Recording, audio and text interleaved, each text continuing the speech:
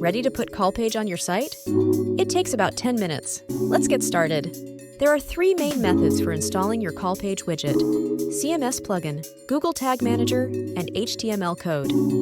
First, open the CallPage panel and enter the Widgets tab.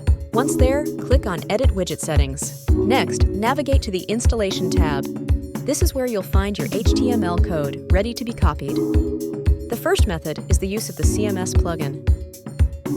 If you are using one of the below CMS or e-commerce platforms, you can install CallPage using the plugin. For example, see how the installation process looks in WordPress. Find the CallPage plugin on the marketplace, download it, and paste your unique CallPage installation code into the plugin. The next method is Google Tag Manager. In the main menu, click Add a new tag.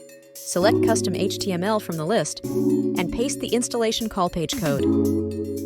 Then, save and name your tag. The third method is to use the CallPage installation code directly. If you have your IT team, just send them the installation code and instructions. They will know what to do. Simple as that! Also, you will find more instructions in the CallPage panel. Start the magic happen with CallPage.